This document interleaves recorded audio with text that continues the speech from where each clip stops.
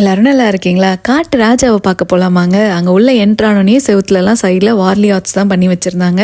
இது என்ன சொல்ல வராங்கன்னா, இந்த கீர் ஃபாரஸ்ட்டில் இந்த மக்கள் இருக்க ஏரியாக்குள்ளே இந்த சிங்கங்கள்லாம் எப்படி கொஞ்சம் கொஞ்சமாக உள்ளே நுழைய ஆரம்பிச்சதுன்னு. அடுத்த பெயிண்டிங் பார்த்தீங்கன்னா, நம்ம இளம் சிங்கங்கள்லாம் அவங்களோட குடும்பத்தை விட்டுட்டு பொட்டியை கட்டிட்டு வெளியே தனியாக போய் டெரிட்டரி ஃபார்ம் பண்ண போயிட்டுருக்குறாங்களாமாங்க.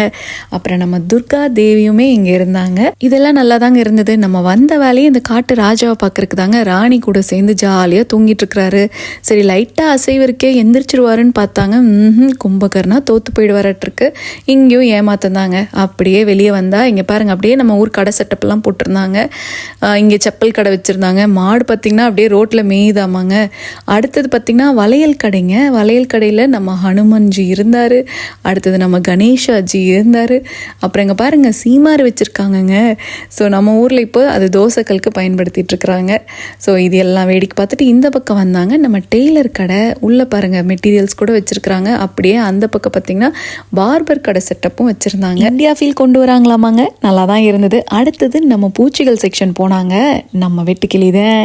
ஸோ ஒரே கொசன்னு இருந்ததுங்க. இதை பார்த்தோன்னா எந்த தமிழ் படம் உங்களுக்கு ஞாபகம் வருது கமெண்ட் செக்ஷனில் சொல்லுங்கள். முட்டைக்கோஸ் நிறையா வச்சுருந்தாங்க. மேலே ஃபுல்லாக உட்காந்து மேய்ஞ்சிட்டு இருந்ததுங்க. அடுத்தது கரப்பாம்பூச்சி தாங்க. ஒரு கிச்சன் செட்டப்பை போட்டு அவங்களே வளர்த்திக்கிட்டு இருந்தாங்க. அடுத்தது ஒரு டைப் ஆஃப் வண்டுங்க. இது என்னன்னு எனக்கு பேர் தெரியல, மறந்து போயிடுச்சு.